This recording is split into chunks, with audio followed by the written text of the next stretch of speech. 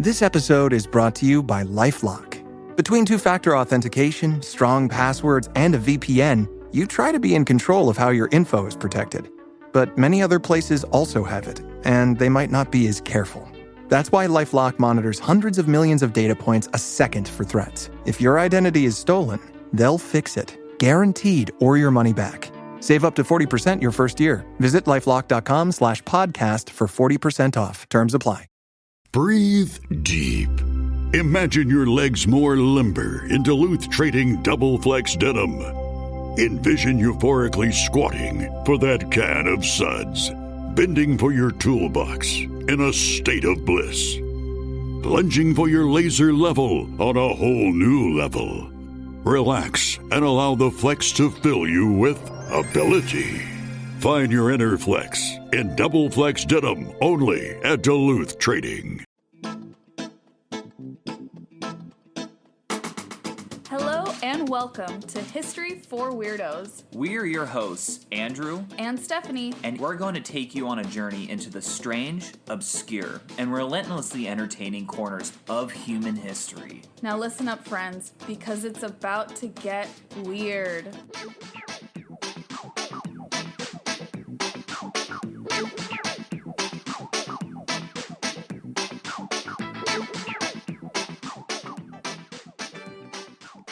Welcome back to History For Weirdos. We're glad to be back as always. And today we are recording in the lovely Spotify studios, which we are beautiful downtown LA. We're so grateful every time we get to record here. I mean, yeah. We get free coffee as well. Don't tell them that. They're going to be jealous. Oh, yeah, we get free lattes. They don't get free lattes when we record here. That would be amazing. I wish we could somehow, every time we record here, every single weirdo could get a free coffee. Latte. Yeah. A free latte, you're right. Yeah. Unless, or if you don't drink coffee, like a tea. A tea latte. Yeah. Mm-hmm. If anyone knows how to do that, let us know. Yeah, let us. But yeah, we're here recording today.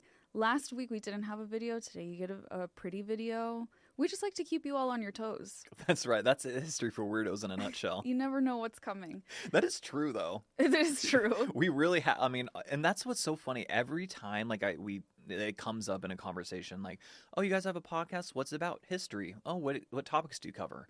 Literally anything and everything. Literally. And they're so confused because they're like, you don't focus on a specific subject or time period. And we're like, no, absolutely not. I was like, that would be too hard for us. No, yeah, exactly. We have ADHD. We need to bounce around and whatever is interesting to us at that moment. We were just talking about that this morning before recording, how our favorite episodes are always the ones where we just we find something really random, really interesting. Yeah. And we don't care if anyone else finds it interesting. But luckily we have you all and you find it interesting. Yes. Yes. Such a win. We gave ourselves that win. And before we dive into this week's episode, which Andrew has lovingly prepared for us, I'm sure. Oh, yeah. We did want to make a request to the weirdo community. We've had a lot of folks share their sadness, their frustration and powerlessness regarding the situation in all the atrocities going on in Palestine these days. So we thought that it would be helpful if any listeners have resources to share of the best ways to support or to stay informed.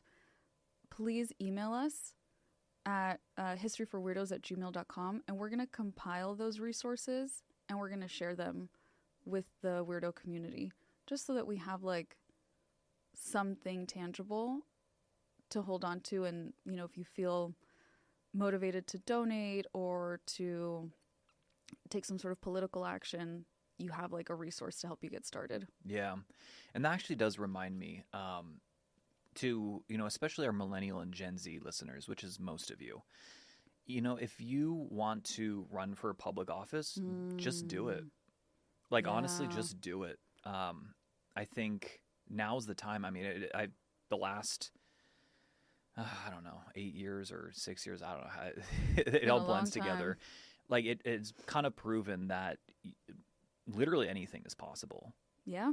So, and my recommendation would be is just like the system is gamed, so is rigged. So, if you are worried about like running for a political party or whatever, just do the political party that's most powerful in your like county in your area. Just go for them because it doesn't matter at the end of the day. Yeah, what matters is what you do with that position. Exactly. As we've seen, and we've had way too many elected officials do absolutely nothing. Yeah, or have just been straight up detrimental. And I think at this point, I think we've all kind of realized it doesn't matter where you fall on the political spectrum, but they're all just horrible people. Yeah, there's way maybe too not many. all of them, but a majority. Yeah, it's never like that black and white. Like they're all horrible. Right. But there's a majority that are either passive and apathetic or actively detrimental. Yeah. So I do think for the younger folks, like you said, millennial, Gen Z, like relatively young, you have such a stake in the future that you should really, if you feel called to, if it feels like in a little bit of alignment with you as a person, we back you up. Like we support that. Yeah, let us know. If any of you are actually serious about this, let us know and we can give you shout outs. Yeah, send people to your pages. Exactly. Because we want to push people who are actually like good people into office. And usually power attracts psychopaths. So it can, yeah.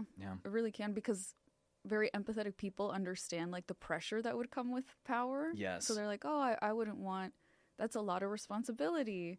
But if you're the person that sees it like that, you probably should be in power. Yeah.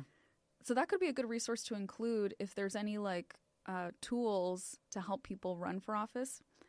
I'll include one that I know that is specific for women, but email that resource to us as well. Yes, because that's a way of taking action. Yeah, and I think what I want to do is if there are, I'm assuming everyone who listens to this is obviously against genocide. So if you really, feel strongly about that, especially the genocide in Palestine, I think you can just let us know and we will back you up. Yeah. I love that. Yeah. And then after that, we're taking quite a turn to share something very lighthearted, but we need the balance. Yeah. A way that we've been relaxing in the evenings that made us think of you all is we turn off all the lights in our apartment except like some like ambient lighting, and we watch YouTube videos on astrophysics and quantum mechanics. Yes, it's fascinating. Especially like animated ones, like cartoons. What's the channel that we watch a lot? Kurzagat? Something like that. You know it when you see it. Like he has a very specific like animation style. Yeah. And I mean it has tens of millions of views usually. And he has like a really soothing voice too. He does, like that kind of like random English. Like a very mild British accent maybe. Yes. Right? But also like his voice is very like soft and yet engaging. Yes. So it's a really nice like thing to wind down to. It is, and you're learning something.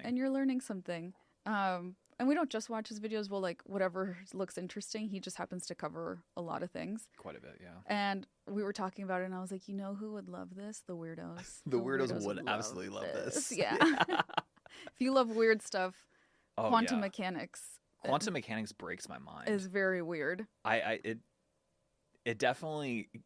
I think quantum mechanics gives the most credence to either that God exists, which I fully believe, or that we're in a simulation, or I should say, and/or.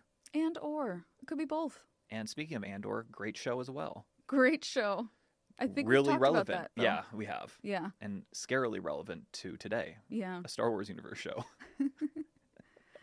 And yeah, that's all we wanted to share. No big updates on our front. Perry says hi. Delta says me. And that was so good. That's also very true. That's what she says. Me. In the background. And then Perry says yeah. All right, Andrew, what do you have for us this week? Well, without further ado. Okay, so picture this. Sit back in your chair, relax. All right. We're going to time travel to Syracuse, not New York, Syracuse, Sicily, 360s BC. a palace fortress on the island of Ortygia, the high ridge of the Epopole, bristling with walls, and a city that smells like cedar, wine, and fear. Oh no, those first two were so nice. Yeah, this third one not as much. Yeah. The old tyrant, Dionysius the Elder, is dead. Yay. The tyrant is dead. His son has the keys. Into this court walks none other than Plato. Yes, that Plato of Athens. I know him. Yes. Student of Socrates, teacher of Aristotle. Kind of a big deal. Also, I mean, he did other things besides, learn and teach. But that is a big deal. Those are pretty big. Yeah, that's quite a lineage there. Yeah. So he's convinced that he can turn this young autocrat into a philosopher-king. What could go wrong? Spoiler alert, pretty much everything. Oh, wow. Yes. So Plato wants to teach the tyrant's son. Yes. Okay. This tyrant's son. And also, Dead tyrant. The dead tyrant's son, yes. He'd be like, hey, can you maybe not be so awful Like your dad. Your dad. Mm-hmm. It's a great experiment. Let's see. But usually experiments are in controlled environments. Ooh, that's a good point. This is not. So this is the story of basically a big idea colliding with palace politics, right? You have Plato, his friend and disciple Dion. Yeah, so you have Dion and Dionysius. Oh, shit. And and then, of course, the two very touchy Dionysiuses. Dionysiuses. What? Wait, So there's Dionysius the Elder, and his son is also named Dionysius. who's Dion? Dion is Plato's friend, who is the son-in-law of the Dionysius the Elder. Okay. Because he's That's married. confusing. One of his wives is Dion's sister. Oh my gosh. Wait, one of his wives? We'll get into that. Okay. So let's set this board, right? This chessboard. Why Syracuse also is probably the worst possible place to beta test the Republic. Oh. Why? We're going to get into it right now. So Syracuse wasn't just like really rich. Under Dionysius the Elder, I'm going to call him the Elder from now on to distinguish, it was also really powerful. So you have to understand that during the, and I'll get into this I think a little bit more later, but they're kind of like the last big player standing. Athens and Sparta in the end of the 5th century BC had fought this giant war that lasted 30 years. Wow. And it's called the Peloponnesian War. Mm-hmm. It's a pretty big deal. And it was like the Greek version of like the World War, or a world war for them. And it left everyone in a worse off position than they were before. As wars tend to do, right? And, Syracuse is kind of like, they're not in Greece, but they're a Greek city on Sicily. Mm-hmm. And they're sitting pretty well. They're like, oh, we really weren't involved in this. Besides like a quick Athenian invasion that ended disastrously for them. And they're sitting pretty. Mm. They're great. The Elder, he built up a lot of walls and he fortified the city, but it didn't just stop there. He actually turned off the island of Sicily and he went into mainland Italy. He kind of invaded mainland Italy. It was sort of like a quasi-invasion. We don't have a lot of sources for this, so we kind of are just taking things like secondhand, thirdhand from authors that wrote centuries later. Okay. But what we do know is he started this in the 390s, and he brought over, roughly like 20,000, 25,000 troops. Mm-hmm. And it's a lot of people. Yeah. He went. There's a lot of back and forth because, this is pre-Roman dominance. So there's a bunch of city-states. It's called Magna Graecia. Mm-hmm. So Greater Greece and southern Italy is just littered with these cities, like city-states that are disunified. Mm-hmm. And he wants to unify at least part of it into his little mini empire. And so what happens is kind of crazy. Like he ends up allying with one city. And then they go on a rampage. And he decides that, what I want to do after razing a few cities to the ground is I want to build a wall. And it's not only just a wall this time. He actually wants to, basically along this like 20-mile stretch of the toe of Italy, he wants to build a wall that blocks the rest of Italy from this little part. Oh. The southernmost part of it. So that it kind of would be joined with Sicily in a way, right? So they look more like this is ours. Yeah, this is our like dominion, which is so funny because it's like, bro, what are you doing? So it was they're either gonna build a wall or some sources say a canal, which is even better. Tyrants and walls, man. Tyrants, walls, or canals, like they're just like, hey, you know what? This is ours now. Yeah. This is different. This is different. This is different. Yeah. It's just so funny because when I think about this, I'm like, dude, like, what are you doing? Anyways, he really, I mean, and this was a serious notion, by the way. This wasn't just like a harebrained idea. Like, they started working on this, and they were going to do it. Yeah. But for whatever reason, the project doesn't come to fruition. Thank goodness. And he eventually leaves mainland Italy to go back to Sicily, to Syracuse, and he doesn't come back. Okay, good. Yeah, probably best for all of the mainland city-states. Yeah, exactly. They're probably like, oh, thank God. They're like, oh, thank God. Okay. I mean, he's essentially trying to build like a giant security system around Syracuse, with Syracuse being like the dominant faction. And interestingly, a lot of historians think that like if things had gone a little differently, Syracuse was really well positioned to have been Rome. Like instead of like the Roman Empire, we could have very well had a Syracusan empire. How interesting. Right? Yeah. Who knows what the world would look like with that. So this is all happening. This guy, he's raising cities to the ground. He's building walls, building canals, being kind of a tyrant. So what kind of philosopher wants to walk into that? Who would want to be with in that scenario? Right. Who wants those type of vibes, right? Well, have you heard of Plato? Yeah, I have. So you know what's really interesting is that Plato, I wonder if Play-Doh comes from Plato. I'm sure, but I don't know why. Yeah, I don't know why either. I don't see how they're connected. But I feel like shaping ideas out of abstract ideas. Wow, that's pretty deep for for a children's toy. Yeah. Oh gosh, the smell. The smell. Yeah. So distinct. It is, isn't it? So now we have that. And I breezed through a lot of that because there was a lot of back and forth between the different city-states. I'm like, it's not really important for the story. Okay. But we're gonna rewind a little bit, and we're gonna explain Plato's upbringing, because I think that also kind of shapes his view on the world. So, and he grew up in a very interesting time. I touched on it just a little bit, but he grows up in Athens while they're busy basically losing the world's First World War in a way. Okay, so he's seeing the effects of war. Exactly. The Peloponnesian War lasted just under 30 years, basically 431 to 404 BC.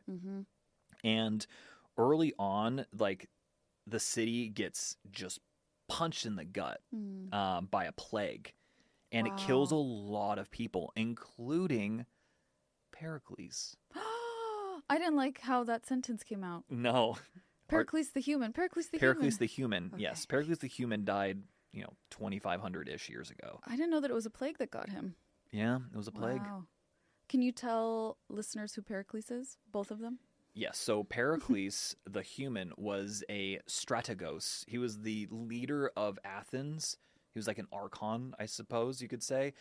Basically the leader of Athenian democracy for decades. Wow. And he led Athens during their golden age in the mid-5th century BC. He's known for being an incredible orator. Yeah, gave good speeches. He gave great speeches. He was a great leader. He knew how to run things. If he hadn't have died, Athens could have at least maybe have even won the war. Wow. Because he knew, he was like, we cannot beat Sparta in a head-to-head combat on land. It's Sparta. We have to. Yeah. It's Sparta. We have to fight a guerrilla war on the sea. Yeah. That is the only way we can win. And of course, later Athenian leaders did not listen to him, led to disaster after disaster, and then Athens loses the war. Poor Athens. And then the other Pericles? Other Pericles is our baby boy. That's our baby. Who's a dog. He's a dog. He's not actually a baby. I could show you guys a picture. Hold on. I know, that was such a millennial thing of me to do. Yeah, that's our baby. That's our baby. He does feel like our baby. This is him with a cone, so you can't see that one. Well, here he is wearing sunglasses. I don't know if they can see that. Wait, hold it up.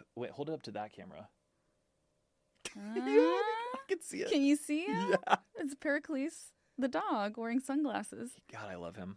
He's amazing. It's funny that we have Pericles the dog and then Pericles the person, because in Gilmore Girls, the mom eventually gets a dog and she names him Paul Anka, and Paul Anka's a famous singer. Oh, yeah. So they always have to distinguish Paul Anka the person or Paul Anka the dog. And then Paul Anka does a guest appearance in an episode. Does he really? Yeah, of Gilmore Girls. Oh, that's pretty cool. So maybe, he can't. Pericles can't do a guest appearance on History for Weirdos. If he could, I don't think we would be in podcasting. Yeah, if we could summon the dead. Yeah. That'd be a pretty good podcast. Oh, that would be a great podcast. Hey, guys, join us while we summon the dead and overthrow our government. Oh. That's crazy. That's where my mind went. Yeah. But summoning the dead alone would be fascinating. You'd get the best interviews. No one else can do that. Yeah, that's true. Oh, wow. You know what doesn't belong in your epic summer plans? Getting burned by your old wireless bill. While you're planning beach trips, barbecues, and 3-day weekends, your wireless bill should be the last thing holding you back. With Mint, you can get the coverage and speed you're used to, but for way less money. And for a limited time, Mint Mobile is offering 3 months of unlimited premium wireless service for $15 a month. So, while your friends are sweating over data overages and surprise charges, you'll be chillin', literally and financially. Weirdos, it is time to say bye-bye to your overpriced wireless plans, jaw-dropping monthly bills, and unexpected overages. Mint Mobile is here to rescue you. All plans come with high-speed data and unlimited talk and text, delivered on the nation's largest 5G network. And you know what, weirdos?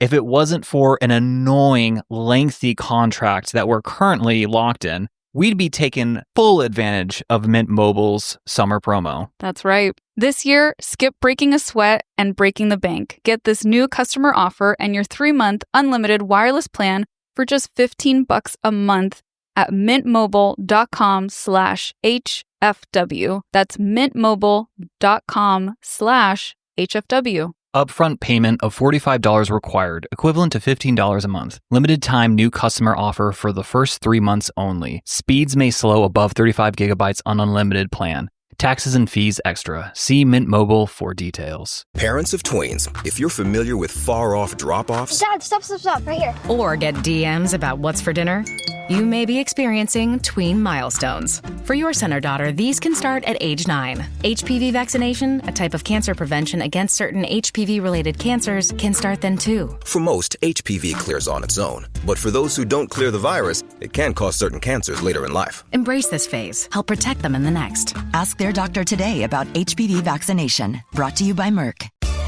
This podcast is brought to you by Carvana. Got a car to sell but no time to waste? Hop on to Carvana.com to get a real offer for your car in seconds. All you have to do is enter your license plate, answer a few quick questions, and if you accept the offer, Carvana will pay you as soon as you hand the keys over. They even offer same-day pickup in many cities. Save your time, score some cash, and sell your car the convenient way to Carvana. Pickup times vary. Fees may apply. So, funny enough, I was just saying how later leaders were just terrible in Athens because they were fighting each other.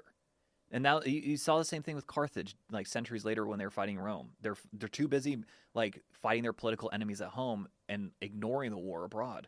And so one of these things, they decide in their infinite wisdom, you know what? Let's actually leave mainland Greece. Let's go to Sicily. Mm-hmm. And they actually try to fight Syracuse, ironically. That sounds productive. Yeah. It doesn't go well. Mm-hmm. It's actually quite disastrous, and it kind of leads them to lose the war because their fleet is pretty much annihilated. That's so dumb. It's so dumb. It's really dumb. I mean, and then 405 BC comes around. Sparta finally wins at sea, which is basically what it was like. Whoever was going to win this war, it was going to be whoever wins on the other person's turf. Okay. So they win at sea, and they starve and blockade Athens. 404 BC, Athens surrenders. And their empire basically is gone. Mm-hmm. Their walls get torn down. The Long Walls is what they were called. Mm-hmm. And like a new quote unquote management team steps in, and they're called the 30 Tyrants. Oh my gosh. They don't last very long. So they were a Spartan instilled oligarchy that purges opponents. Sorry, I don't know why I laughed. It's just because it's such a tyrannical thing to do. Yeah. They killed hundreds, exiled thousands, until the pro-democracy faction, led by Thrasybulus, one of my favorite names in Greek history. That's a good one. He leads a force, kicks out the 30 tyrants, and restores democracy. Yay. So kind of like back to where they were before, but without their empire. Right. And Plato is living in Athens during all of this. He's living in Athens during Okay. this entire times with his mentor, Socrates. Okay. Interestingly, though, 2 members of the 30, Critias and Charmides, are Plato's relatives. Oh, how interesting. Yes. Yeah.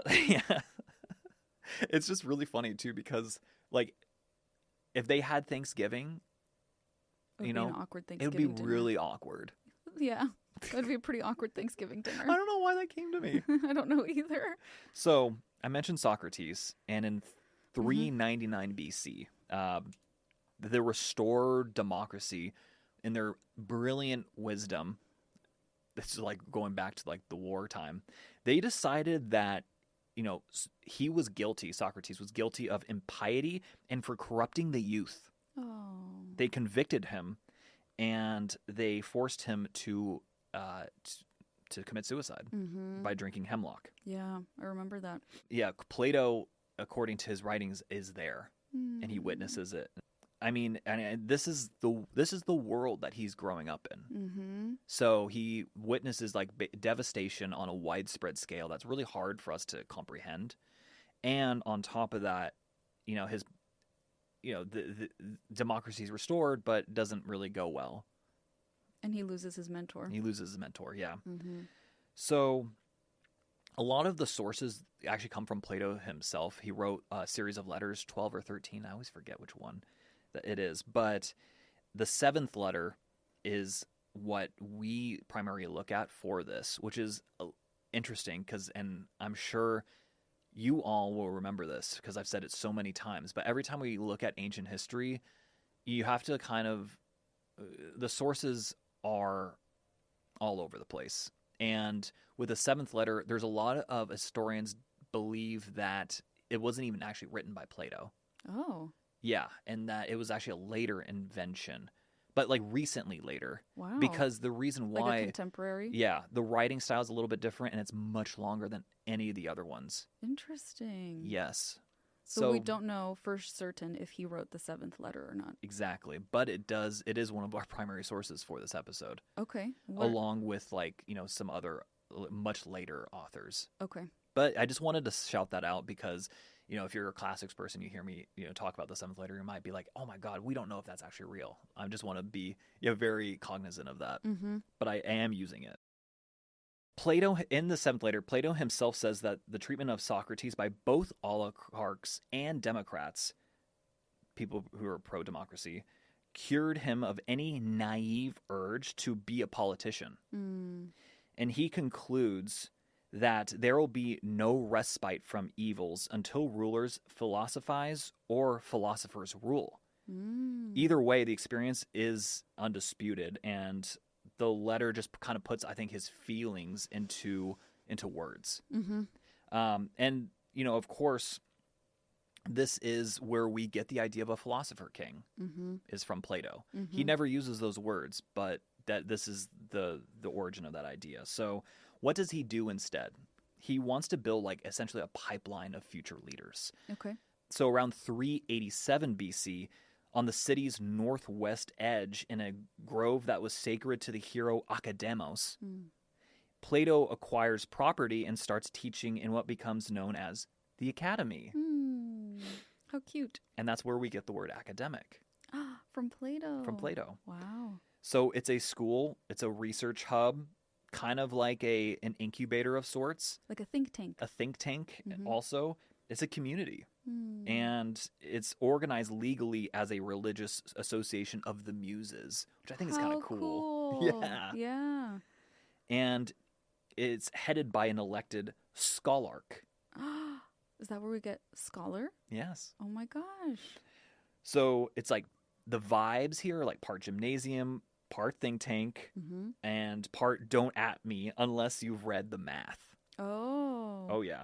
So I do want to point out, yes, because you mentioned part gymnasium, how interesting it is that in the ancient world, and the Greeks are a good example of this, they really believed that to take care of the mind, you need to take care of the body and vice versa. The two go hand in hand. So we think of like academics and scholars as maybe the stereotype as like not super physically fit. Yeah. But back then you would be very physically fit. Yes, exactly. Because it shows your mental fitness. I think it was Thucydides said something along the lines of like, I don't want my, like I can't remember the exact quote, and that's gonna really bug me. But basically, he's like, you can't have warriors that are dumb, and you can't have rulers that aren't warriors. Like you need both. Yeah. Like you need to be like a, you know, when you need to have a garden, it's better to have like a warrior in a garden, you know, than have like a gardener in a war zone. Yes, exactly. Totally. I think it is true today.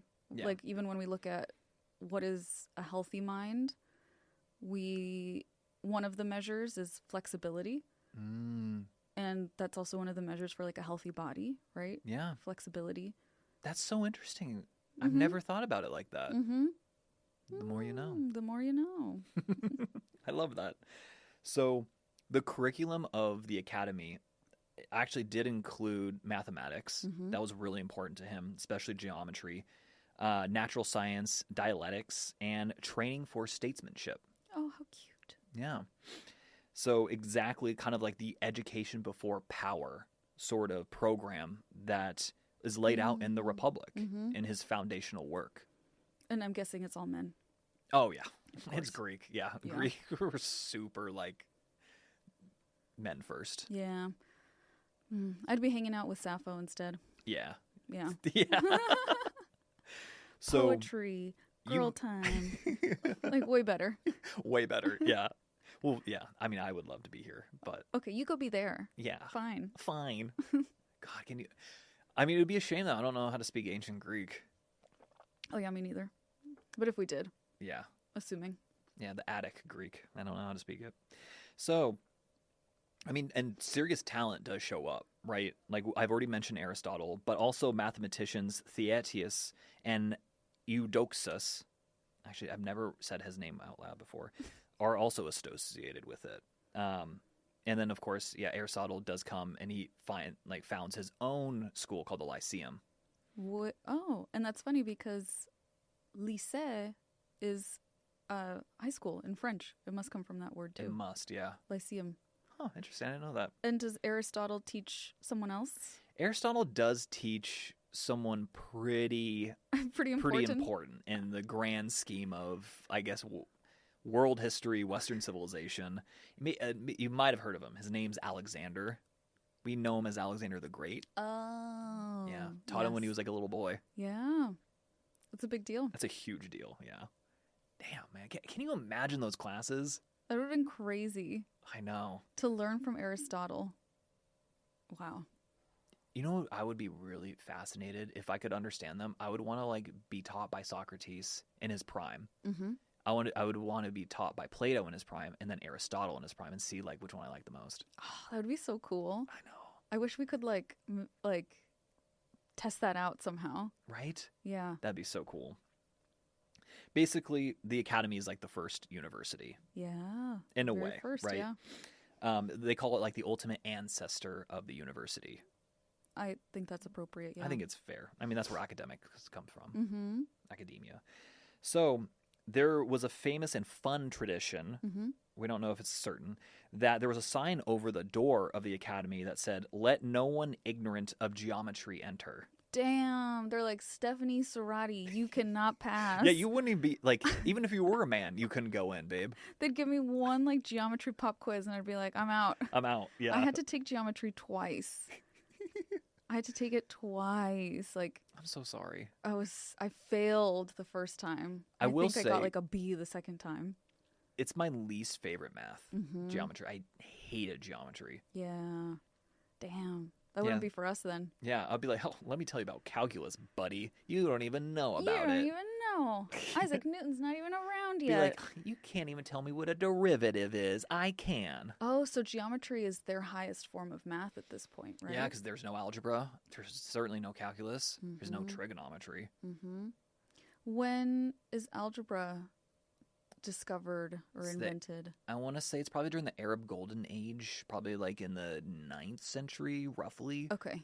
Much later. Yeah, much later. So, unfortunately, and this is a not so fun fact, the original academy site, so like the grove, the sacred grove of Academos, was physically destroyed centuries later when Sulla, the Roman dictator, one of my least favorite Romans, by the way, blonde-haired tyrant. The blonde-haired tyrant. He sacked Athens in 86 BC, so again, centuries later. But though the Athenian Academy still existed, and it would continue to exist all the way until the early 6th century AD. Oh, snap. So about like 1,000 years later, it would be finally shut down by actually someone also very important, Justinian. Oh my gosh. Yeah, the Byzantine Roman emperor. Why does Justinian shut it down? Do you know? Probably because it's like pagan or something. Oh, Justinian. Yeah, That's so lame. Like his whole thing was one god, one empire.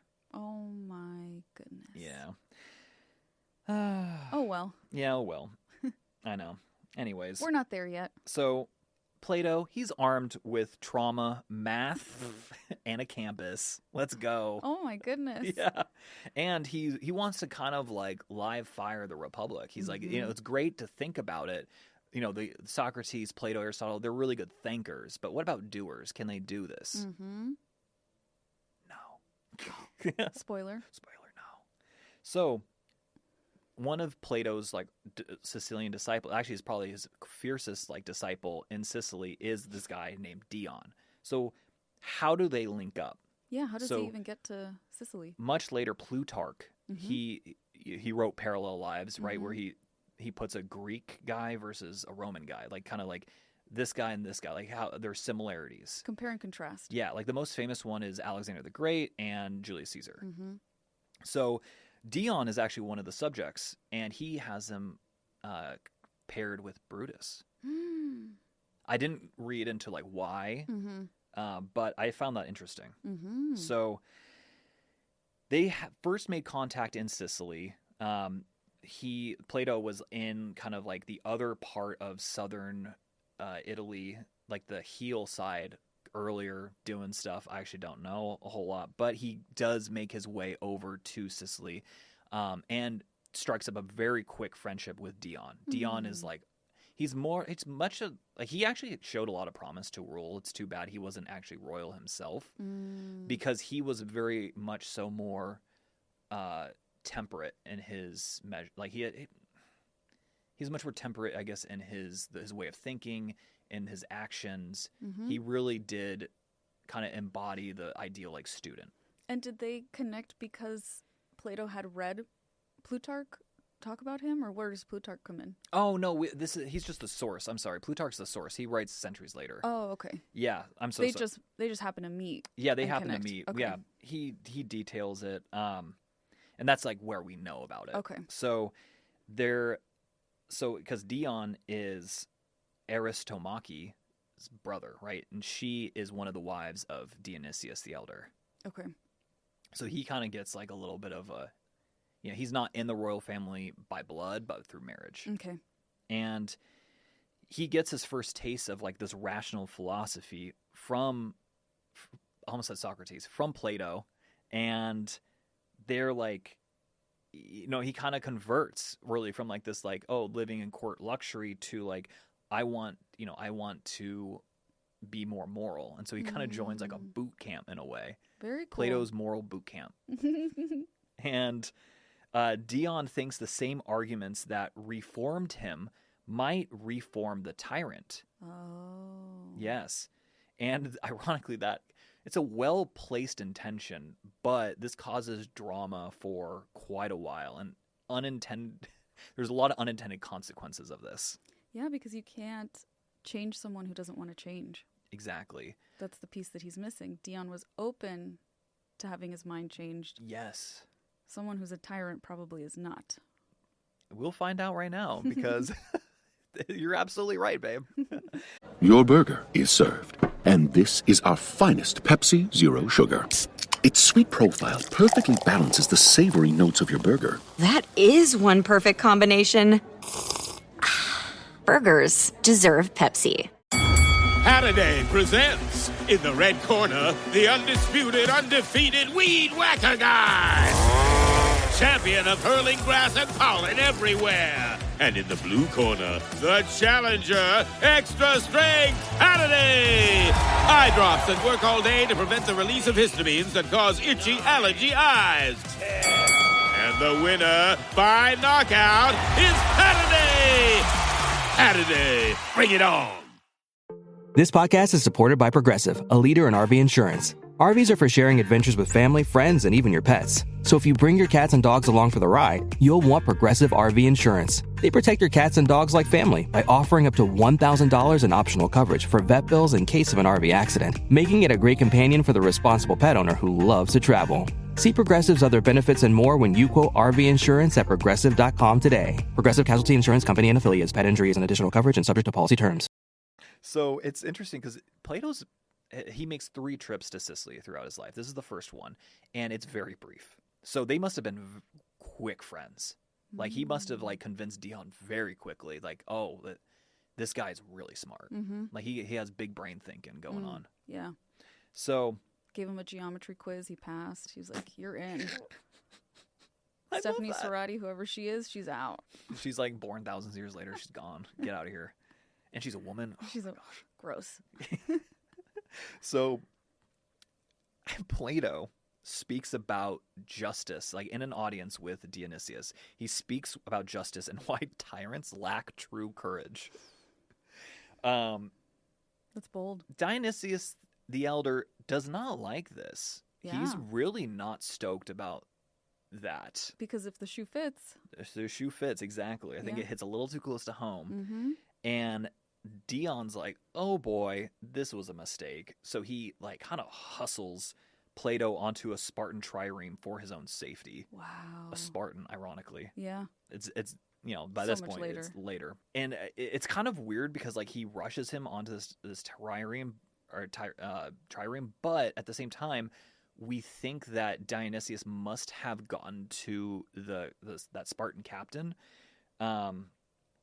because he allegedly tells the Spartan captain that selling a just man as a slave will do him no harm because they are just as happy under any condition.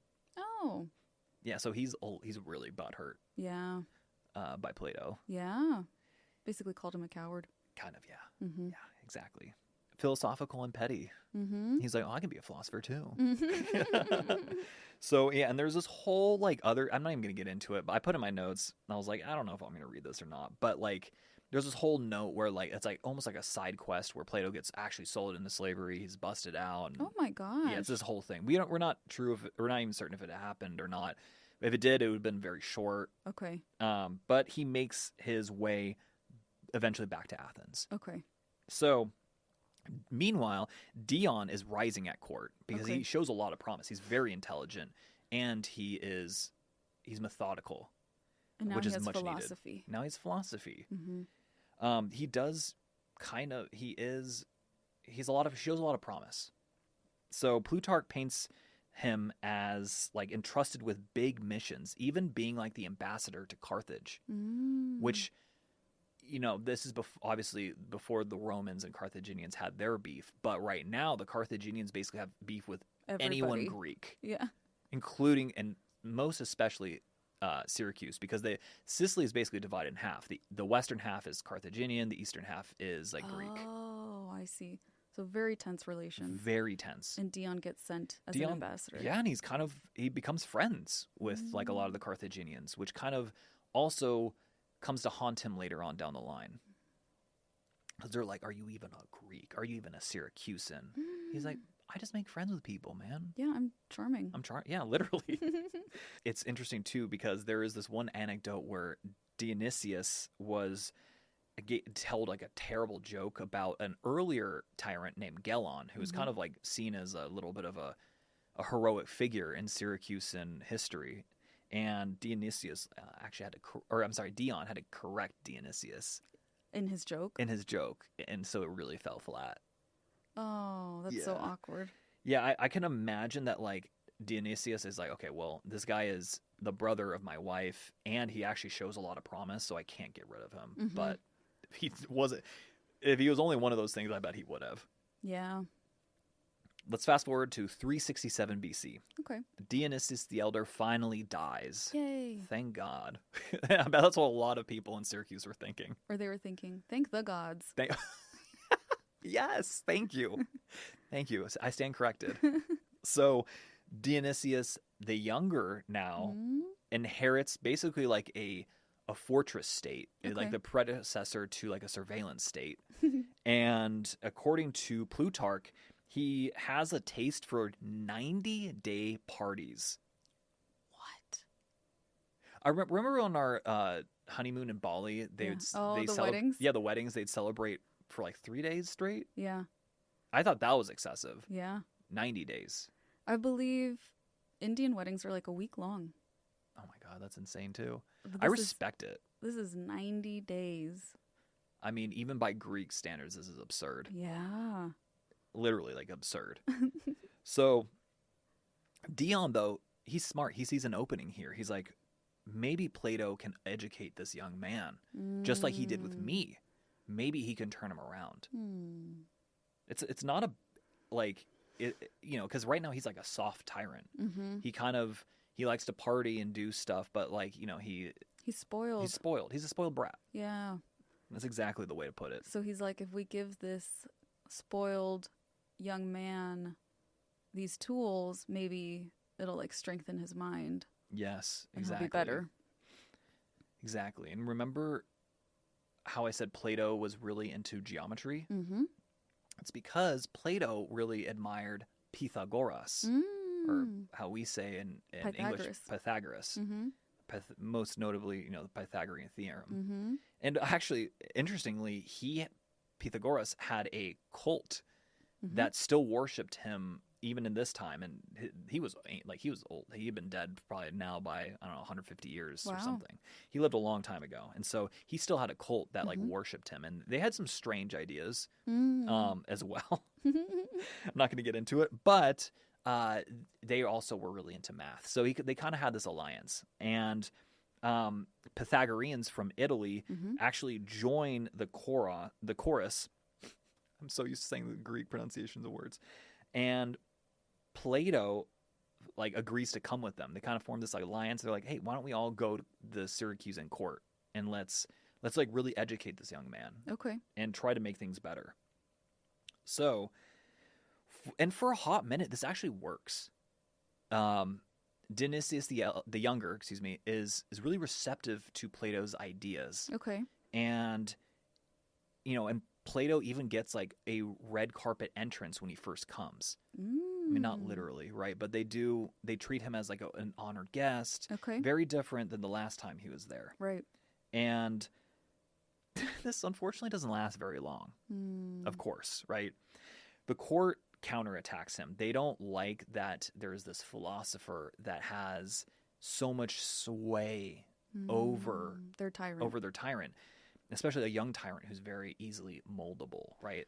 And by the court, you mean like the nobles that are there kissing this guy's butt. Yeah, it's really actually not much different than courts of like, medieval history. Okay. I mean, obviously, like the circumstances are very different, but it's just like that. It's noble families that are hanging around. Exactly. And they want to have influence over the ruler. Yeah, from like a socio-political and power politics perspective, very similar. Okay. And the regime recalls this guy named Philistus, who I could go on an entire episode just on him. He's crazy. But he was friends with Dionysius the Elder. Okay. And he was exiled for some reason, but was still friends with him. I don't know. I mean, maybe they go back. But he was kind of like what would you call it? Like the fixer or the head of comms. He was kind of like their propagandizer. Oh, interesting. He was the head propagandist, I should say, of the elder, Dionysius the Elder. So, spin doctor. That's what I put in my notes. That's what I wanted to say. That would not be very helpful. No. What does that mean? Yeah. A spin doctor? Yeah. You've never heard that? No. Oh, yeah. It's basically just a propagandist. Propagandist is more clear and direct. It is. I mean, there are a lot of, right now in our current government, there's a lot of spin doctors and propagandists. Spin doctor sounds like you're a DJ. Yeah.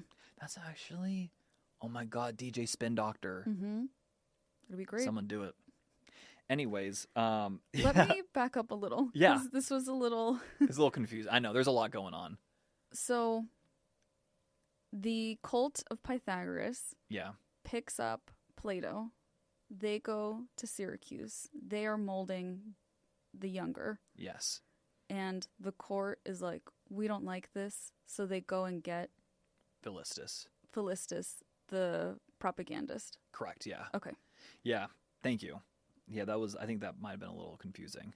He's kind of brought in to be the philosophy antidote from their point of view. Because, philosophy totally needs an antidote. Propaganda would be a good antidote. It's true. It really is. Oh, yeah.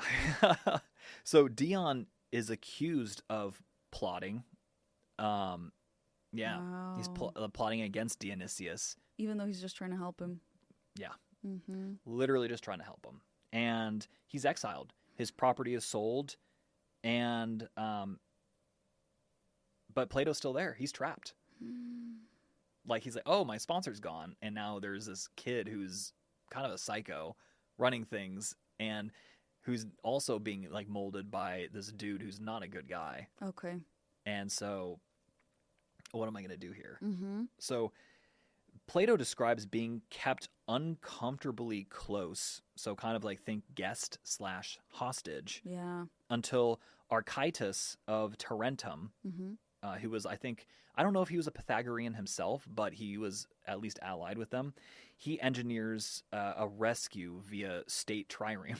Oh, wow. So he has to get on another trireme again. Wow. And he quickly returns to Athens. Okay. Thank goodness. He debriefs Dion, who I think also goes to Athens. It's really unclear kind of like what's happening between like all of this, but Dion. But Dion, is also I'm assuming he's also in Athens. They come back. They come back to Sicily for a third time. That's not a good idea. Yes. You know why they do this? Yes. Because they weren't consulting any women. That's true. Yes. Oh, and I'm sorry. They as Archytas and Plato. Mm-hmm. Dion is still right, because he's been exiled. He's been exiled. Yeah. They need a girl to be like, you guys, this is a dumb idea. It's a really dumb idea. Let's not do this. I know. It's so dumb because it doesn't work. It's another quick visit. Mm-hmm. The third quick visit, more or less. And this happens in around like 361, 360 BC. Ends the same. Suspicion, stalemate. Finally, safe passage back to Athens. Thank you to Archytas. Oh my gosh. This poor Archytas guy's like, man, this is just some BS. Yeah, I'm just rescuing Plato. Yeah. Also, they as in Dionysius, I think makes a really crucial error in that not only does he take the wealth of Dion, he also forces Dion's wife to remarry Timocrates, a loyalist to the regime. Ooh. Dion is pissed. Yeah. It was like an insult. Of course. Yeah, it wasn't just like oh, I'm consolidating He meant power. to humiliate him. It was a humiliation, yeah. Yeah. Dion, in 357 BC, so a few years later, Dion's like, screw that. Yeah. I'm coming back. And he comes back with only like a few hundred, like 800 like armed mercenaries. So not a huge force. He runs into an old friend of his, ironically enough, a Carthaginian named Sinalus. Okay. And and like at first he like captures them, and then he's like, Who captures who? Sinalus Captures Dion and his, because it's a small force, and they're like, he's like, what do you like? Because they're blown off course. It's like a whole thing, and then Sinalus is like, you know what, buddy, like we're buds, and also like screw this guy, I'm gonna let you go. Okay. Like it's really interesting because Dion arrives in Sicily, in Syracuse, while Dionysius II is away, and so Dionysius II has his own son Apollocrates is kind of ruling in his stead, and most of the city falls, or like I should say half the city falls pretty quickly, because the way Sicily, and I should have said this earlier, but the way Sicily is geographically, you have, I'm going to look at the camera, you have like one side, half of the city is on the mainland Sicily. There's this like really small channel, and then you have an island of Ortygia, which is like the other half. And so the island holds strong under Apollocrates at first.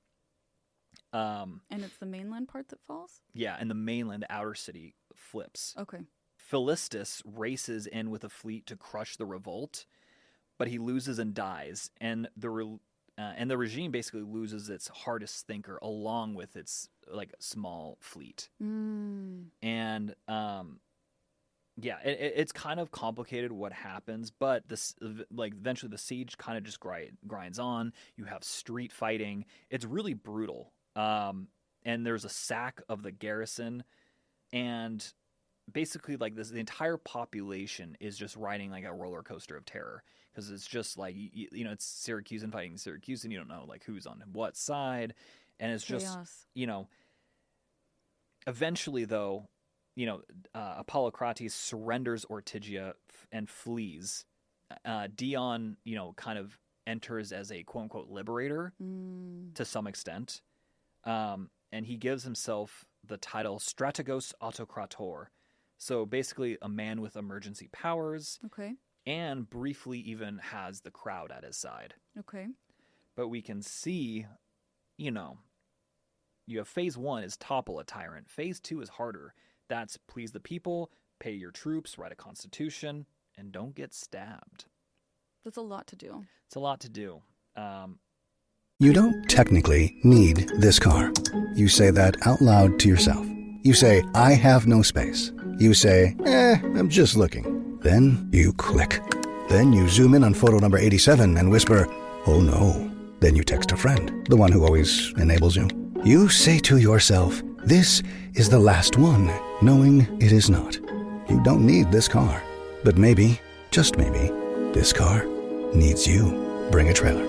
It's never just a car. You're tuned into Auto Intelligence, live from Auto Trader, where data, tools, and your preferences sync to make your car shopping smooth. They're searching inventory. Oh, yeah. They find what you need. They're gonna find it. You can make a budget for your wallet to help you succeed. Pricing's precise and true. So true. It's smarter car shopping. Ooh. Just for you. Oh, it's just for you. Ooh. Find your next ride at autotrader.com. Powered by Auto Intelligence. ¿Hablas español? Sprichst du Deutsch? Kann du Norsk? If you used Babbel, you would. Babbel's conversation-based techniques teaches you useful words and phrases to get you speaking quickly about the things you actually talk about in the real world, with lessons handcrafted by over 200 language experts and voiced by real native speakers. Babbel is like having a private tutor in your pocket. Start speaking with Babbel today. Get up to 55% off your Babbel subscription right now at babbel.com/Spotify. Spelled BABBEL.com/Spotify. Rules and restrictions may apply. How do you think this is going to go? I think it's, by the fact that you're asking the question, not good. Yeah, it doesn't go well. So, Dion has been hardened by his experience, for lack of a better term, really. Yeah, he got shafted. His wife was taken from him. His property, like your property. Yeah, Yeah, and his other property, all of his property was escheated. And he's like, oh, screw these guys. So he's very severe. He's orderly. So he kind of like goes, in a way, he almost resembles Dionysius the Elder in an ironic twist of fate. So Heraclides, a charismatic naval leader, becomes like the people's tribune underneath him. And they have this sort of weird rivalry where they're like friends, they're frenemies. Also another, I mentioned that like Syracuse could have been like the new Rome. That's another kind of interesting dynamic that Rome also has, like a people's tribune. Mm-hmm. Yeah, so these two, they cooperate, they feud, they kiss and make up, they feud again. Dion publicly pardons him twice, in such a short amount of time too, because they must have really been butting heads. Yeah. Their coalition basically ruling the city is very fragile because he needs this guy. He needs Heraclides. He is like the representative of the people. Mm-hmm. And eventually, though, Heraclides is murdered by Dion's partisans. Ooh, that's not good. Yeah. We don't know if Dion ordered it or not, but it is a moral stain against Dion, and it definitely questions his legitimacy. Right, because it represents you betraying the people. Exactly. You can't do that. You cannot betray the people. Mm-hmm. And meanwhile, the mercenaries are still there. They're expecting to get paid. Mm-hmm. And yeah, they helped him. They did their job. Yeah, but Syracuse is exhausted by war and by just like a tyrant being propped up and then dying and then another one being propped up and dying, Let's enter. Then you have Callippus. I know, I love these Greek names. It's another one.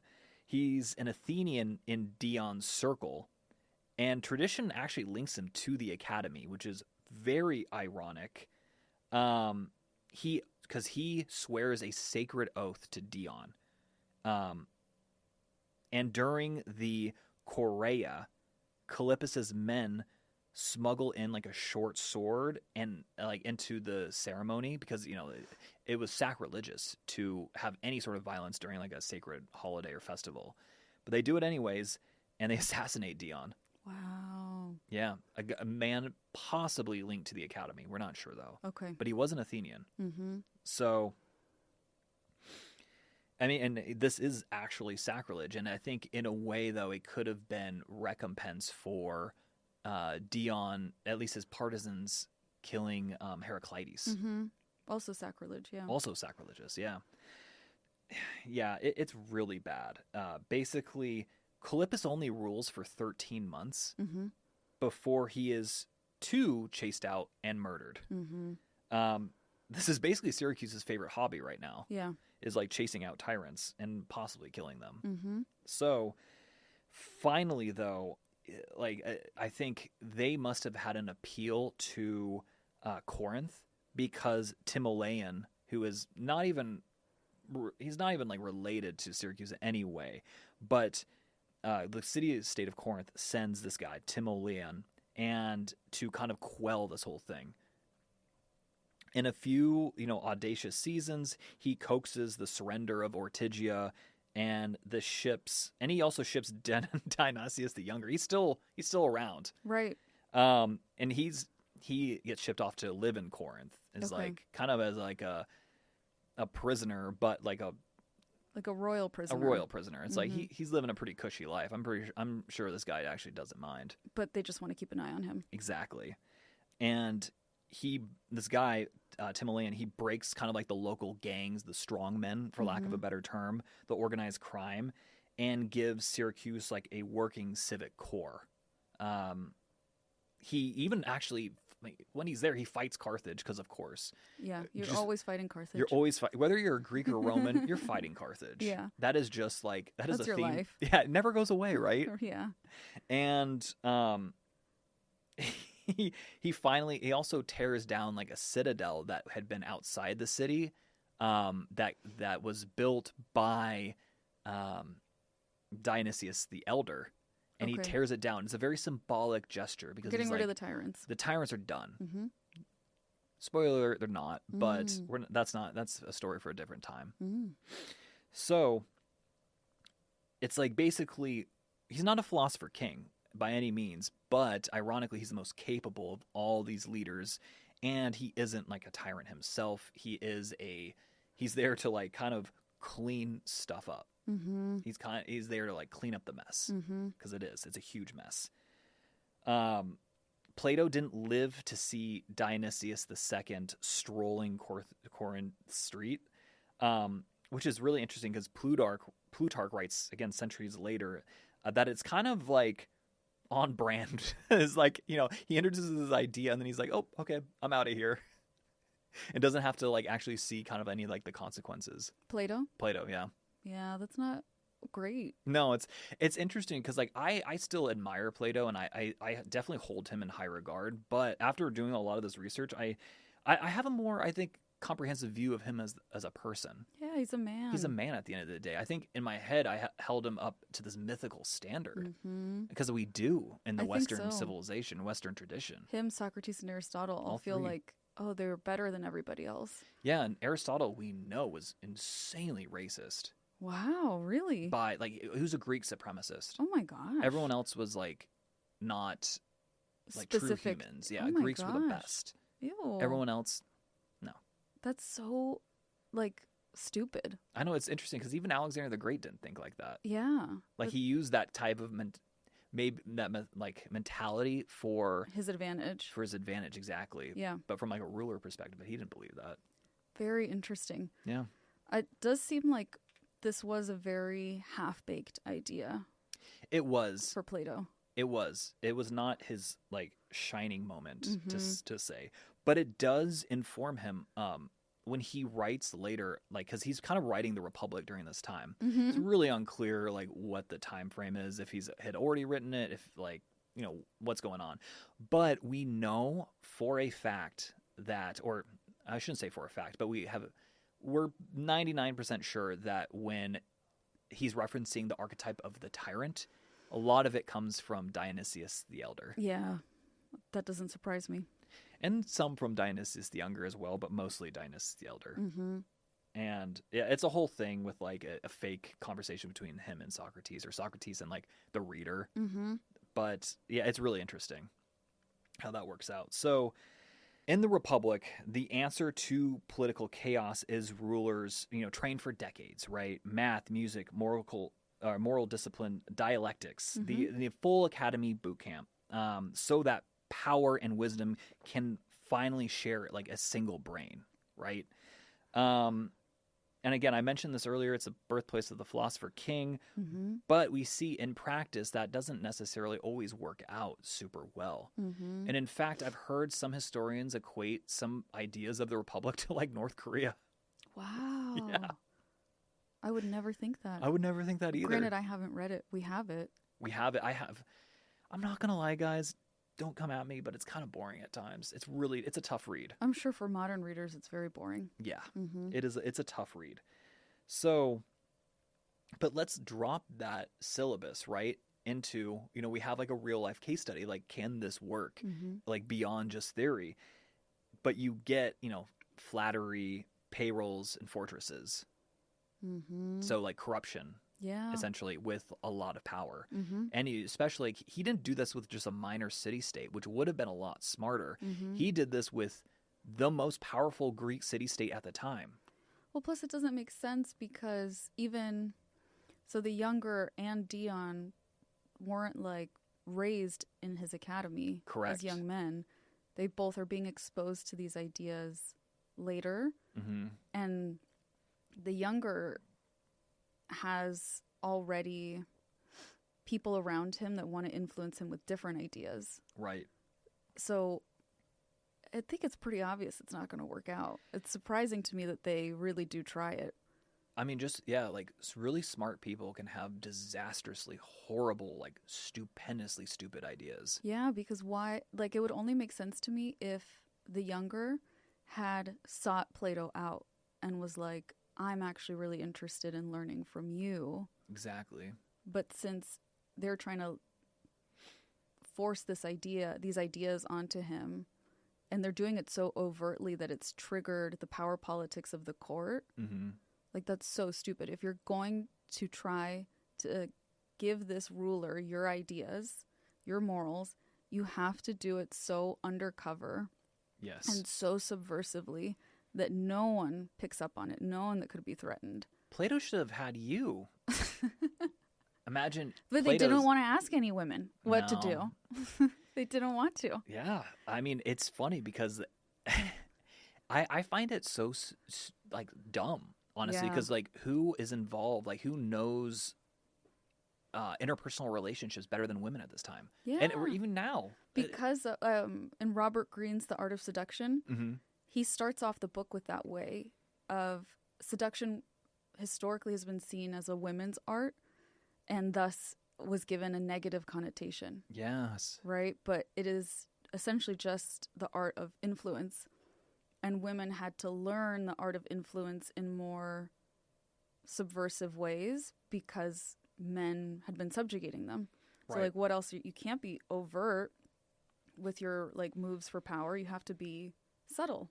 Exactly.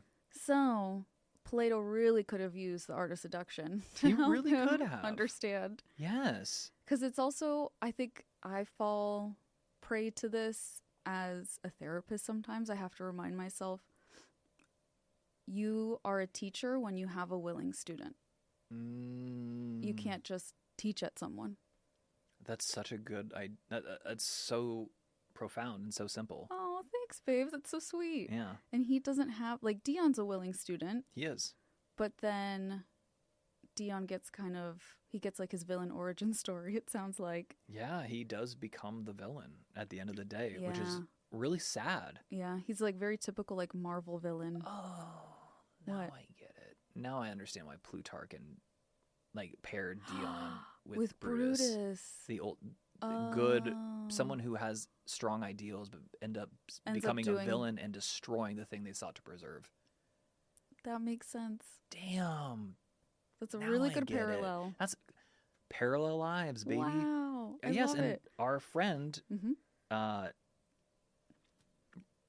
oh my god, and I'm forgetting his name. What? Oh, this is so embarrassing. Our friend, Professor Gerval. Oh, yeah. The Gerbs. Mhm. That's why I was like, my head. Robert Gravel. Yeah, Mhm. Robert Gerval. He taught his big one of his classes that he taught, that he told me at least that was his favorite, was Parallel Lives. That would probably be such a fun class He's because you get told- to go so deep. Yes, he told me, he's like, you should really take it. I'm like, man, I really should. You hanging out with all the undergrads? I know. I'd be like, yeah, guy in his like early 30s, like hanging out with kids in their like late teens, early 20s. You'd be the most enthusiastic student for I sure. would. Yeah. I know. It's really a shame that like you get to appreciate learning after. Yeah. Mm-hmm. It is You're a in shame. college, which is a very privileged place to be. You don't see that. You don't see the No. privilege of like, oh, my job is just to learn things. Yeah, exactly. You're like, oh, I have to learn things. It's like, dumb. And my job is to party. That's literally what I thought. Me too. I thought the whole point of this is to party. That's how we met. Partying. Not learning. No, that's true. We never shared a class together. No, And never. then we went to the same university. Mm-hmm.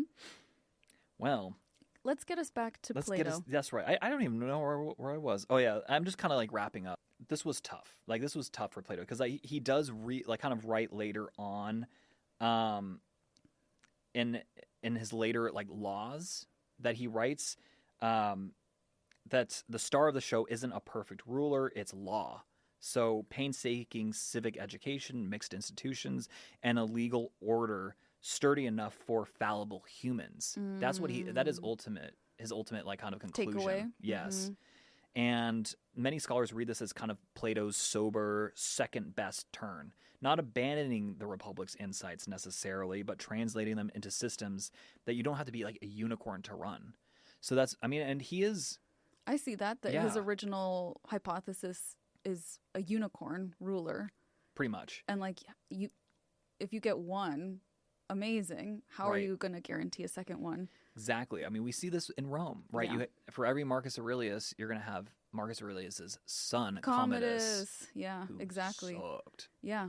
So you need the systems to be people proof. Exactly. It's all about system building. Oh, okay. He was a little ahead of his time, actually. Yeah, that's a good It's course very correction. intuitive. Mhm. Yes. And that's why also I realized, when I look at him, I'm like, oh, obviously he's not infallible, but he corrects his mistakes. Yeah. That is a sign of intelligence. Someone Yeah. that can look at, these were my ideas before, and now I'm going to amend them. Yeah. It's too bad he didn't have like a lab, like a political theory lab that was a little bit more contained and smaller. Yeah. Just to practice. Just to practice. Yeah. It's not, that would be like me going to like, what's like a really big country? Like Indonesia. Not the biggest, but a very big country, and being like, you know what? I have these kind of crazy ideas, and I'm going to like test them out here. Yeah. Not when hundreds of millions of lives are at stake, you know? No. You test it out in like at the academy, maybe. Yeah, maybe like a small like choose community. Choose a ruler from this community. Yeah, maybe start with like smaller cities and then kind of work your way up. Yeah, that's a good idea. But he didn't have me. He didn't have you, or me, or Robert Greene. That's sad.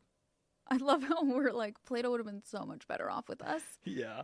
But yeah, we have like so much human experience. Exactly. That we've learned from. Honey Bunches of Oats es la forma perfecta de empezar el día con tu familia. Con hojuelas crujientes y miel de verdad que a los niños les encanta. Además, deliciosos trozos de granola, nueces y fruta que todos van a disfrutar. Honey Bunches of Oats es para todos. Toca el banner para saber más. And you know what's interesting to me is like at the kind of the core of this is like, it's not about tyrants. It's not about, political theory even. It's about friendship. What? Yeah, the friendship, the emotional core. It's like its emotional core of this episode is Plato and Dion, right? Aww. They're buddies, like they're friends, and they have these lofty ideals that they want to help each other out with. That's true. And it just gets so, by circumstances that are so far out of their control, it gets diverted from that. Mm-hmm. And you have a mess that you need some outsider to come in and fix. Mm-hmm. Yeah. They also would have benefited from contemporary Eastern philosophers at this time. Yes, to exactly. teach them there's the things within your control, and then there's all the things outside of your control. Yeah. So you have to account for all the things outside of your control too. Yes, exactly. Yeah. And it's just really interesting to me because I feel like this read as a Greek tragedy, but this was history. This is real. I mean, so many deaths, so many, tyrants. Like, and what we often forget, like I've only concentrated on, like maybe less than a dozen people, right? But they're all at the top of their society. Right. I didn't really touch, I've only very, very briefly touched on like the average person whose life was like immeasurably worse by all this instability. Yes. And by the rule of tyrants. Yes. So it's the citizens that suffer the most. And it's always that case. It doesn't matter if it's 2,500 years ago or today. It's always the citizens. Yeah, like sure, there's up here top level tragic stories, very sad, but it's everyone else at the bottom, so to speak, that is suffering the most. Yeah. Tyranny is never cool. Tyranny's never cool. That would be a good shirt. Tyranny is never cool. Or a good hat. Or a tote bag. Oh my gosh, maybe we should add that to our merch. Tell us, weirdos, in the comments of this episode. Yeah. Do you want merch that says tyranny is never cool? It's like, it should be such a duh. Duh. Well, that's it. That is the story of, Plato and his foray into Sicilian politics. That did not go as he planned. Wow. Thank you so much for teaching us that. That was something I didn't know pretty much anything about Plato outside of the fact that he learned from Socrates and taught Aristotle. I think that, and wrote the Republic. I think those are all the things I knew about Plato. I mean, yeah, that's kind of a lot of what I knew. And then I just happened to come across this story and I was like, oh my God, this is crazy. There's like a dude trying to like build a wall or a canal across like the southern part of Italy. There's Plato coming in and being like, hey, let me try to like help you not be such a tyrant. And then it just goes so disastrously. Goes so wrong. There's friendship in there as well. Aww. Also, something I didn't mention earlier because it wasn't really relevant to the story, but I do think it's kind of cool, is that the Pythagoreans believed that like math ruled everything. I could see that. And it's interesting because they're not wrong. Yeah. I think they couldn't understand like things like quantum mechanics. Imagine showing them the YouTube videos on quantum mechanics. They would freak out. I mean, they don't even have the math to understand that yet. It hadn't been invented. Like, it's crazy. But I will say I also don't have the math to understand it. It's true. And I still get it. And I still get that it's like so mind-blowing. That's also fair. Like I don't understand that math. No, when they like briefly go over the math, like I get the concept. I don't get the implementation of it. I don't understand. I mean, when math's like when it goes from like there just aren't numerals anymore, and it's just like all these like squigglies. All the squigglies. Yeah, like I know some of the squigglies, but I don't know all the squigglies. The squigglies are so confusing to me. I took like calculus for business majors in college. Oh, I did take calculus BC. Actually, my high school calculus class was harder than my college calculus class. Oh, how funny. Yeah. I took stats 3 times. Not because I failed. Wait, I didn't. I failed geometry. Okay. That I admit. Guys, you can tell math is not Stephanie's subject. But stats, I took the first time. I don't remember what I got. I think I got a C the first time in college. Okay.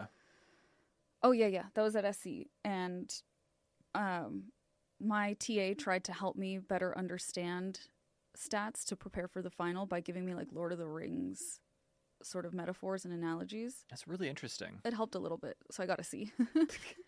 And then when I was applying for graduate school, statistics was a requirement for pretty much any social work program. So I was like, I want to bump my GPA.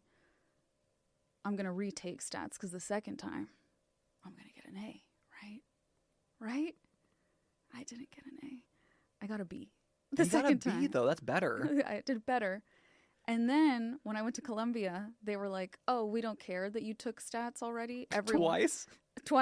Everyone has to take stats with us. And you're like, no. Or you test out of it. Do you think you can test out of it? And I was like, no, because I've taken it twice. And I've only gotten a B so far. So pretty much everyone had to take stats. Yeah. So I had to take stats a third time. And I got like a B+ the third time. That at least you improved every time. Every time I got a little bit better at statistics. Maybe if you took it a fourth time, you get an A-. Ooh, I'm gonna say yes. We're just gonna say you did it. But we're not gonna say I even took it a fourth time. That would be so embarrassing. Okay, fair enough. But yeah, I would not like all the numbers involved in being one of like Plato's homies. I'd be like, do we need this many numbers?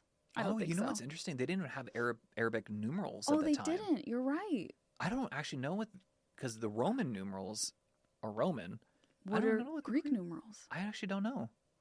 Arabic ones make the most sense. I mean, they're by far the best. They're by far. I love Roman history. I love everything Roman, but yeah. No, thank you. Did you see it's like viral on Instagram, the video of there's like a group of women. I don't know what Arab country they're in because they don't give the context, but they have a local guide, who's explaining to them Arab numerals. Have you seen it? No. He's like, look, 1 is 1 because it has 1 angle. 2 is 2 because it has 2 angles. So he's writing the numbers and he's showing the angles, the point of each angle. 3 has 3 angles. That's how they came up with the lines. That's how they came up with their squiggles. Oh my God, my mind's blown. That we used to, yeah, people were going nuts in the comments. I didn't realize that. Wow. Yeah, 4, and then he's like, it's 4 angles. Oh, I thought. Isn't that crazy? I thought you were going to mention this one survey that came out that asked, like, should Arabic numerals be taught in schools? And no. It was a very high. Americans. Yeah, of course. Said no. No, I mean, a majority said yes, but like it was a disturbingly high said no, like 30% or something. They didn't understand what numbers we use. That's all we use are Arabic That's numerals. what we use. What do you want? Do you use Roman numerals? I don't. I don't. No. My mom grew up having to learn Roman numerals in school. Yeah, I feel like maybe like up to 100 you should probably know, but like beyond that, what's the point? I don't know up to what point they knew it, but they had to learn both. Yeah, Arabic like and Roman. The I, the V, the X, you know. Yeah. The LV. For me, I have to ask you a lot of the time. I'm like, what's this one? And then you're like, that's 27. And I'm like, okay. Like, if you say so. I could just be messing with you. That's true. That's right, I'm done. Oh, yeah, you're done. Yeah, I'm done, yeah. Thank you again, because you really like brought Plato's world to life. Yes. It's not a good one. This isn't like his finest moment necessarily, and but he grew up in such a crappy world. Yeah, he did. And so I actually have a lot of compassion for him and the fact that he still was able to kind of like take his experience, and he tried. I mean, like he really did. And you can't fault him for that. Like really trying to understand like, okay, like 30 He didn't years try of by my doing life. anything cruel. He Right. just was like, let me teach you. Like he was to two guys that were like, no. Yeah. One guy's like, yeah. Yeah, sure. The other two are like, Yeah. Mm-hmm. like literally like, I think you said it very astutely earlier in the episode of like, he's armed with like his ideals and his trauma. yes. Like his own trauma of, he's the people at the bottom during the Peloponnesian War that are starving. Yeah. That have the plague, that have these tyrants trying to make things worse, unfortunately. And he's like, I want to prevent other people from going through that. Yeah, that's ultimately, I think he had a good heart. Yeah. And he was really intelligent. Mm-hmm. And also, fun fact about Plato, Mm-hmm. that's not his real name. His real name is actually lost to history. We don't know his real name. Why did we call him Plato? Because okay, I might be wrong on this. Okay. So I'd take this with a grain of salt. We're taking this as fact. But I think it had something to do with him being an athlete. He was very strong. And so also kind of another fun fact is a lot of times when he would debate people, he would literally flex on them. I mean that literally. Like he would flex his muscles and like kind of do like show the off how pose. strong he was? Yeah, while his opponent is talking. So you're trying to argue, and the other guy's just like, oh, yeah. Like literally like, ooh, yeah, oh. Very Greek. Oh. Sorry. Okay. That was a little bit of caffeine that hit. Imagine giving Plato coffee. Oh my God. Everything he could have done. Everything he could have done. What a shame. So Plato's name was, we don't know. It could have been. We don't know. It could have been anything, really. Could have been John. So no one's calling him Plato during this. No one would have called him Plato. Unless it was like a nickname for him. But, That's so weird. And so does Plato mean athletic or something? I don't know, but I think it has something to do with that. With like the athleticism. Exactly. component. I don't know exactly what it means. Wow. But yeah. That's so cool. Yeah. Thank you I'm so glad you included those fun facts at the end. Yes. I was like, I wanted to include him in here, but I forgot to write him down. So I'm glad I just remembered. Yeah. Well, weirdos, we have made a lot of requests of you this episode. Yes. So let's sum it up. Resources for Palestine or resources for running for political office. Send them to us. historyforweirdos@gmail.com. Yes. And if you're millennial and Gen Z and you just want to take these Platonic ideals and actually like enact them in whatever, your local community, your state government, Congress even, let us know. Yeah, let us know. We'll shout you out. And there was another request that I made during the episode. I was like, comment, but I don't remember what I said. Well, whatever that was, make sure to comment. Make sure to leave that comment. Leave the comment on the episode. Comment. Yeah. And as always, if you rate the podcast, if you leave a review, if you follow or subscribe, it does help us grow. The other big thing that helps us grow is when you share an episode with somebody, because that's how people find us, is through friendship, which was one of the themes of this episode. I know. I love it when other like weirdos get connected. Oh, that's the best. That's it is the very best.